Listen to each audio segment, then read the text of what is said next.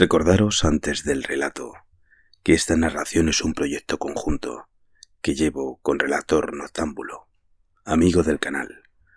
Os dejo link a la parte 6 en la descripción y en una tarjeta aquí arriba. Asimismo, continuaremos la serie hasta su final. Muchas gracias.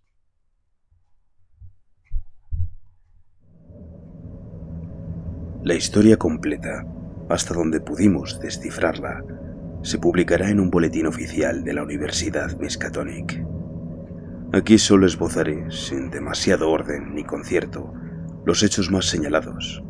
Mitos o no, los relieves hablaban de la llegada del espacio exterior de esos seres con la cabeza en forma de estrella a la Tierra primigenia y sin vida, de su llegada y de la de otros muchos seres extraterrestres que en determinada época se embarcaron en la exploración espacial.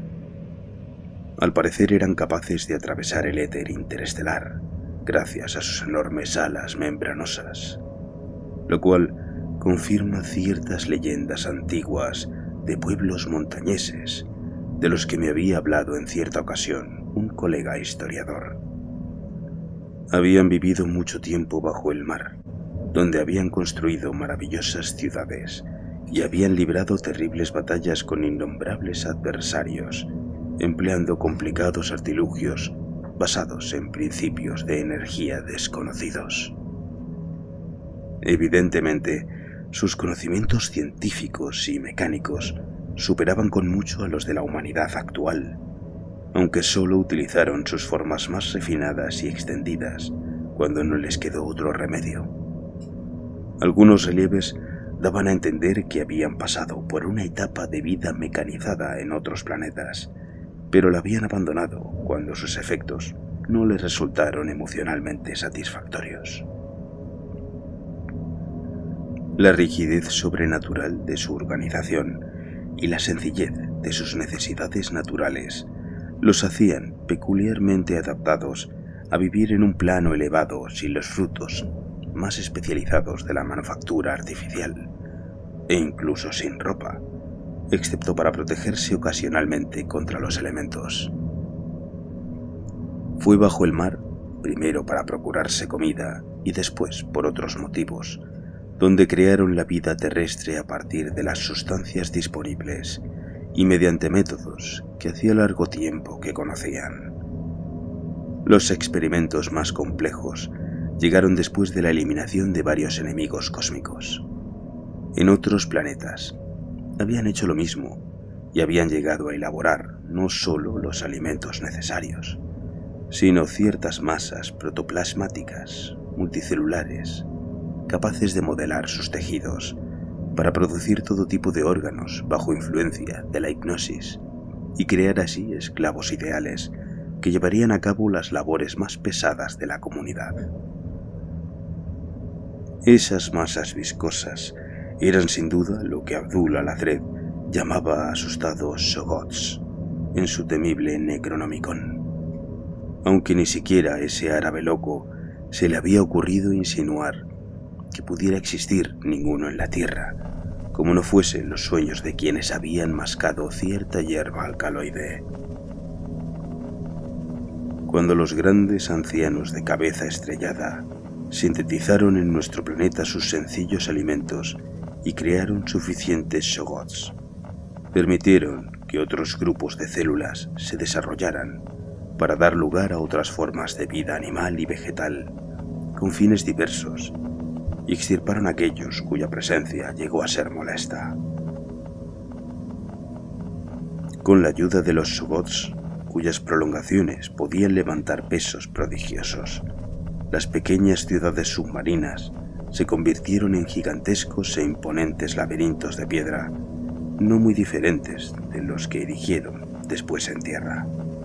De hecho, los adaptables ancianos habían vivido muchas veces en tierra en otras partes del universo, y es probable que conservaran muchas tradiciones de construcción terrestre. Mientras estudiábamos la arquitectura de todas esas ciudades paleogéneas cubiertas de relieves y aquellos pasillos muertos desde hacía eones que estábamos recorriendo, nos impresionó una curiosa coincidencia que ni siquiera hoy hemos tratado de explicarnos. Los remates de los edificios de la ciudad donde nos hallábamos, reducidos a ruinas por la erosión desde hacía milenios, estaban retratados con gran claridad en los bajorrelieves y mostraban gigantescos grupos de pináculos en forma de agujas, delicados vértices sobre conos y pirámides y terrazas de finos discos horizontales sobre columnas cilíndricas. Justo lo que habíamos visto en aquel monstruoso y ominoso espejismo, reflejo de una ciudad de la que habían desaparecido hacía miles y decenas de miles de años, y que se alzó ante nuestros ojos, ignorantes, al otro lado de las inexploradas montañas de la locura, cuando nos aproximamos al malhadado campamento del pobre Lake. Podrían escribirse libros enteros sobre la vida de los ancianos, tanto bajo el mar como después de que una parte de ellos emigrara a tierra. Los de las agujas someras habían conservado el uso de los ojos en el extremo de los 5 tentáculos de la cabeza y habían practicado las artes del relieve y la escritura del modo normal. La escritura se llevaba a cabo con un buril en sus superficies enceradas a prueba de agua. Los de las profundidades del océano, aunque utilizaban un curioso organismo fosforescente para tener luz, veían mediante misteriosos sentidos especiales que operaban gracias a los cilios prismáticos de la cabeza y que les permitían prescindir de la luz en caso de emergencia. El estilo de los relieves y la escritura había ido cambiando curiosamente con su descenso y, al parecer, implicaba ciertos procesos de revestimiento químico, probablemente para garantizar su fosforescencia, que los bajorrelieves no llegaron a aclarar. Aquellos seres se movían por el agua en parte nadando, gracias a los brazos laterales crinoideos, y en parte arrastrándose con los tentáculos inferiores donde estaban los pseudopies. En ocasiones hacían profundos picados con la ayuda de 2 o más pares de las alas plegables en forma de abanico. En tierra utilizaban los pseudopies, pero a veces volaban a gran altura o recorrían largas distancias con ayuda de las alas. Los numerosos tentáculos en que se ramificaban los brazos crinoideos eran infinitamente delicados, flexibles y fuertes, precisos en lo que se refiere a su coordinación nerviosa y muscular, y garantizaban una enorme habilidad y destreza en todas las operaciones artísticas y manuales. La dureza de aquellos seres era casi increíble. Ni siquiera las terribles presiones de los fondos marinos podían afectarles. Muy pocos morían si no era de muerte violenta, y apenas había cementerios. El hecho de que enterrasen de pie a los muertos y los cubriesen con montículos de 5 puntas nos dio tanto que pensar a Danforth y a mí que tuvimos que hacer otra pausa para recuperarnos cuando lo vimos en los relieves. Aquellos seres se multiplicaban por esporas, igual que las plantas pteridofitas, tal como había sospechado Lake, pero debido a su prodigiosa resistencia y longevidad y la consecuentemente escasa necesidad de reemplazamiento, no favorecían el desarrollo a gran escala de nuevos prótalos, a menos que tuviesen que colonizar otras regiones. Los jóvenes maduraban deprisa y recibían una educación evidentemente más allá de cualquier nivel que podamos imaginar. La vida estética e intelectual predominante estaba muy evolucionada y produjo una serie de costumbres e instituciones tenaces y duraderas que describiré con detalle en mi próxima monografía y que variaban ligeramente según habitasen el mar o la tierra, aunque compartían la misma esencia y los mismos fundamentos. Pese a que, al igual que las plantas, podían obtener alimentos de sustancias inorgánicas, preferían la comida orgánica y, sobre todo, la animal. Bajo el agua la devoraban cruda, pero en tierra la guisaban. Cazaban animales y criaban rebaños para carne y los sacrificaban con armas afiladas que habían dejado extrañas marcas en los huesos fósiles, identificados por nuestra expedición. Resistían maravillosamente todas las temperaturas normales y en su estado natural podían vivir en agua a punto de congelarse. No obstante, cuando se acercó la gran glaciación del Pleistoceno, hace casi 1 millón de años, los que vivían en tierra tuvieron que recurrir a medidas especiales, entre ellas sistemas artificiales de calefacción, hasta que por fin el frío mortal, al parecer, los obligó a regresar al mar.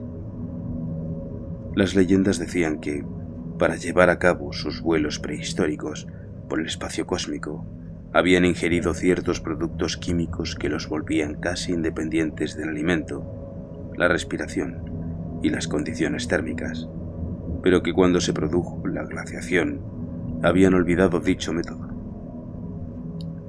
En cualquier caso, tampoco podían prolongar indefinidamente aquel estado sin sufrir daños.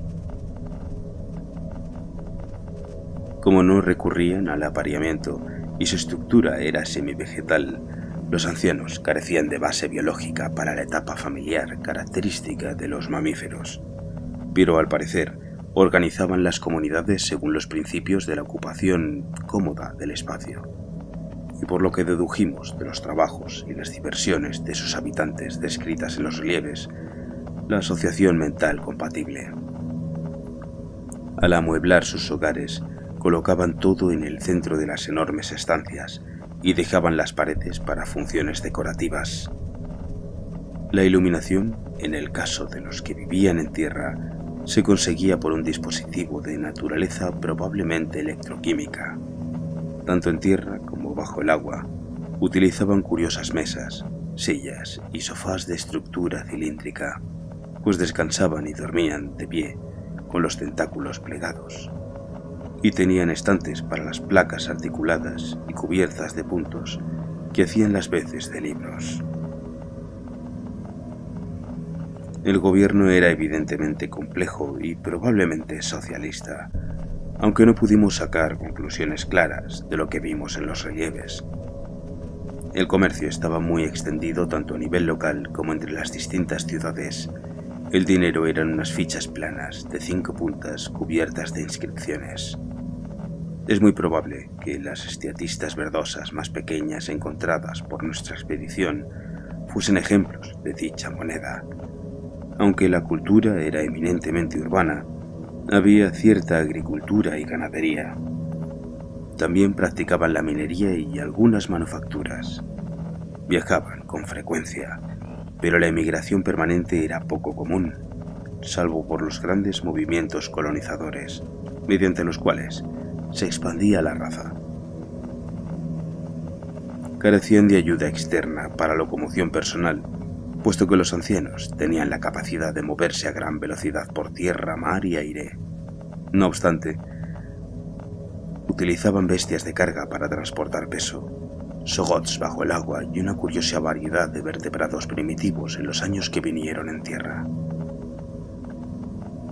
Dichos vertebrados, al igual que una infinidad de otras formas de vida animal y vegetal, marina, terrestre y aérea, fueron producto de una evolución ciega al operar sobre las células creadas por los ancianos y escapar a su atención. Les habían dejado desarrollarse sin control porque no competían con los seres dominantes. Las formas molestas, desde luego, eran exterminadas automáticamente. Nos llamó la atención ver, en algunos de los relieves más tardíos y decadentes, un mamífero primitivo de andares vacilantes, utilizado a veces por los que vivían en tierra como comida y otras como un bufón gracioso, cuyos rasgos vagamente simiescos y prehumanos eran indudables. En las ciudades terrestres, los gigantescos bloques de piedra de las torres los levantaban por lo general pterodáctilos de enormes alas y de una especie desconocida hasta ahora para la paleontología. La persistencia con que los ancianos habían sobrevivido a los diversos cambios geológicos y a las convulsiones de la corteza terrestre resultaba casi milagrosa. Aunque pocas o ninguna de sus primeras ciudades parecen haber sobrevivido más allá de la era arqueozoica, no se produjo ninguna interrupción en su civilización o en la transmisión de sus registros. El primer lugar donde se habían establecido en el planeta había sido el Océano Antártico, y es probable que llegasen poco después de que la materia que formó la Luna se desprendiera del cercano Pacífico Sur. Según uno de los mapas de los relieves, el agua cubría todo el globo y las ciudades de piedra se fueron extendiendo desde la Antártida a medida que transcurrían los eones. Otro mapa muestra una gran masa de tierra en torno al Polo Sur, en la que algunos de aquellos seres probaron a establecerse, pese a que sus ciudades principales se trasladaron al fondo del mar. Mapas posteriores que muestran la fractura y la deriva de dicha masa de tierra hacia el norte apoyan de manera sorprendente las teorías de la deriva continental expuesta hace poco tiempo por Taylor, Wegener y Olay. Con el surgimiento de nuevas tierras en el Pacífico Sur, empezaron portentosos acontecimientos. Algunas de las ciudades marinas quedaron reducidas a escombros. No obstante, no fue esa su peor desdicha. Otra raza, una raza de seres terrestres con forma de pulpo, que probablemente se correspondía con la mítica progenie prehumana de Cthulhu, empezó a filtrarse desde las infinidades cósmicas e inició una guerra monstruosa que por un tiempo obligó a los ancianos a volver al mar, lo que supuso un golpe tremendo para los cada vez más numerosos asentamientos terrestres. Después se firmó la paz y la progenie de Cthulhu se instaló en las tierras nuevas, mientras los ancianos conservaron el mar y las tierras antiguas. Se fundaron nuevas ciudades terrestres, las más grandes en la Antártida, pues para ellos la región que los vio llegar era sagrada. A partir de entonces, igual que lo había sido antes, la Antártida se convirtió en el centro de la civilización de los ancianos, y todas las ciudades construidas allí por la progenie de Cthulhu fueron arrasadas. Luego, de pronto, volvieron a hundirse las tierras del Pacífico y se llevaron consigo la temible ciudad de piedra de R'lyeh y a todos los pulpos cósmicos, de manera que los ancestros volvieron a ser los dueños supremos del planeta. Salvo por un sombrío temor del que no les gustaba hablar. En una época posterior, sus ciudades cubrían todas las áreas terrestres y acuáticas del globo. De ahí la recomendación que hago en mi monografía de que algún arqueólogo haga perforaciones sistemáticas con los aparatos similares a los de Pabudi en determinadas regiones distantes entre sí. La tendencia constante a través de los siglos fue pasar del agua a la tierra, una emigración que se vio favorecida por el surgimiento de nuevas masas terrestres, aunque nunca abandonaron del todo el océano. Otra causa de dicha emigración fue la dificultad que suponía alimentar y controlar a los Sogots, de los que dependía el éxito de la vida en el mar. Con el paso del tiempo, como confesaban con tristeza los relieves, el arte de crear vida a partir de la materia inorgánica se perdió, de modo que los ancianos debieron modelar las formas ya existentes. En tierra, los grandes reptiles resultaron ser muy manejables, pero los Sogots del mar, que se reproducían por fisión y estaban adquiriendo accidentalmente una notable inteligencia, se convirtieron durante un tiempo en un grave problema. Siempre habían estado controlados por el poder hipnótico de los ancianos, que habían modelado su ruda plasticidad para formar miembros y órganos útiles. Pero a partir de ese momento, emplearon independientemente su capacidad de modelarse a sí mismos, según diversas formas imitativas implantadas en el pasado. Al parecer, habían desarrollado un cerebro semiestable, cuya voluntad independiente y a veces obstinada reproducía los deseos de los ancianos, pero no siempre los obedecía. Los relieves de los Sogots nos llenaron a Danforth y a mí de horror y aprensión. Eran entidades informes, compuestas de una gelatina viscosa que parecía un aglomerado de burbujas, y tenían unos 5 metros de diámetro cuando adoptaban forma de esfera. No obstante, cambiaban constantemente de forma y volumen. Desarrollaban, de manera espontánea o por sugestión, aparentes órganos de la vista, el oído y el habla, a imitación de sus maestros. Por lo visto, se volvieron particularmente díscolos a mediados del Pérmico, tal vez hace unos 150 millones de años, cuando los ancianos del mar libraron una auténtica guerra con ellos para volver a dominarlos. Las imágenes de esa guerra y el modo en que los Shoggoths dejaban a sus víctimas decapitadas y cubiertas de baba seguían siendo temibles a pesar del abismo de las eras incontables que nos separaba de ellas. Los ancianos habían utilizado extrañas armas de perturbación molecular contra las entidades rebeldes y al final habían conseguido una victoria completa. Después, los relieves mostraban una época en que los ancianos domaban y sojuzgaban a los Shoggoths, igual que los vaqueros domaban a los caballos salvajes en el oeste americano. Aunque durante su rebelión, los Shoggoths habían demostrado tener la capacidad de vivir fuera del agua, no estimularon dicha transición, pues su utilidad en tierra no habría compensado la dificultad de dominarlos. En el Jurásico, los ancianos se enfrentaron a otra invasión del espacio exterior, esta vez unas criaturas mitad hongo, mitad crustáceo, procedentes de un planeta identificable como el lejano y recién descubierto Plutón. Criaturas que sin duda se corresponden con las que aparecen en ciertas leyendas de las montañas del norte y que se recuerdan en el Himalaya como los Miko o los abominables hombres de las nieves. Para combatir a esos seres, los ancianos intentaron, por primera vez desde su llegada a la Tierra, regresar al éter planetario. Pero a pesar de todos los preparativos tradicionales, no lograron abandonar la atmósfera terrestre. Cualquiera que hubiese sido el antiguo secreto de los viajes interestelares, la raza lo había olvidado irreversiblemente. Al final, los Migo expulsaron a los ancianos de las tierras del norte, aunque no pudieron con los del océano. Poco a poco, empezó la lenta retirada de la antigua raza a su hábitat antártico original. Fue curioso reparar por los relieves de las batallas, en que tanto la progenie de Cthulhu como los Migo parecen haber estado compuestos de una materia muy diferente a la que sabemos que estaban hechos los ancianos. Eran capaces de llevar a cabo transformaciones y reintegraciones imposibles para sus adversarios, por lo que da la impresión de que procedían de abismos aún más remotos del espacio cósmico.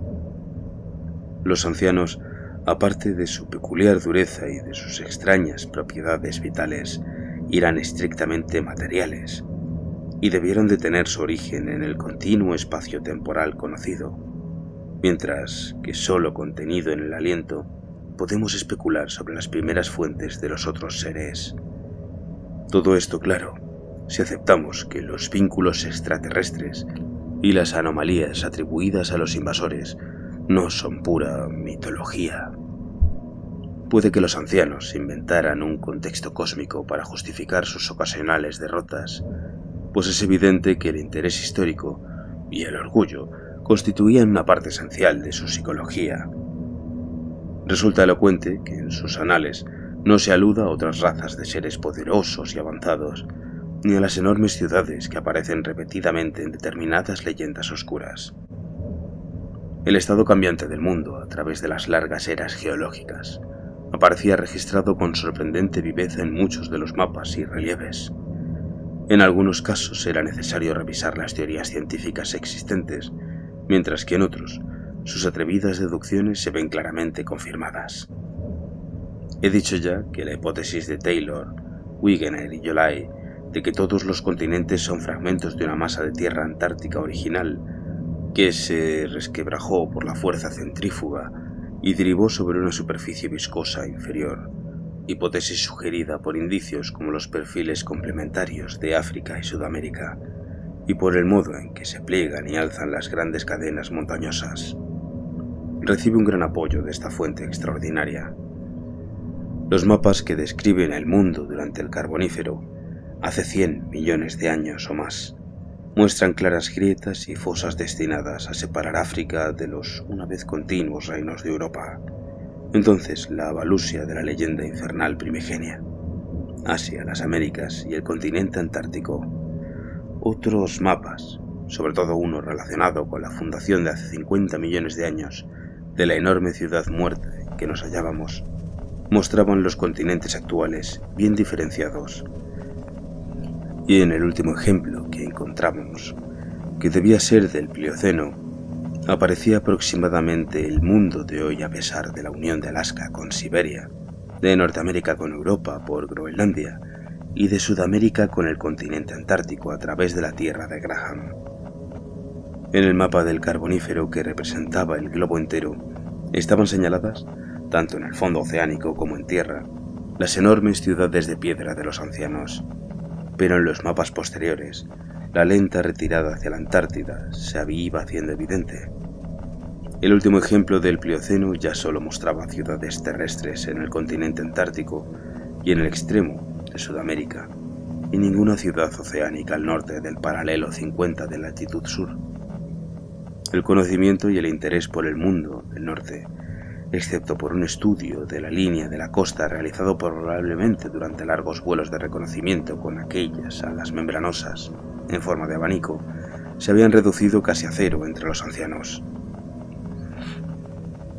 La destrucción de las ciudades producida por el surgimiento de las montañas, la separación centrífuga de los continentes, las convulsiones sísmicas en tierra y en el océano y otras causas naturales se registraban de manera habitual y era curioso comprobar que a medida que transcurrían las eras geológicas, las reconstrucciones se iban volviendo menos frecuentes. La vasta megalópolis muerta que se extendía a nuestro alrededor parecía haber sido el último gran centro de la raza, construido a principios de la era cetácica, después de que un gigantesco plegamiento borrara del mapa otra ciudad aún mayor a escasa distancia de allí. Al parecer aquella región era la más sagrada y supuestamente el lugar donde los primeros ancianos se habían instalado por primera vez en el fondo primigenio del océano. Se suponía que la nueva ciudad, muchos de cuyos rasgos pudimos reconocer en los relieves, por más que se extendiera en ambas direcciones al menos 160 kilómetros más allá de los límites de nuestra exploración aérea, se conservaban ciertas piedras sagradas que habían formado parte de la primera ciudad submarina, sacados a la luz después de largas épocas, en el curso del plegamiento general de los estratos. Hola y gracias por escucharme. Espero que hayas disfrutado de la narración de hoy. Siempre estoy buscando nuevas historias que contar. ¿Hay algún relato que te gustaría oír? ¿Algún caso o tema que te apasione? No dudes en dejar tus sugerencias en los comentarios. Tus ideas son invaluables para mí y este canal se nutre de tus pensamientos y creatividad. Muchas gracias y un abrazo.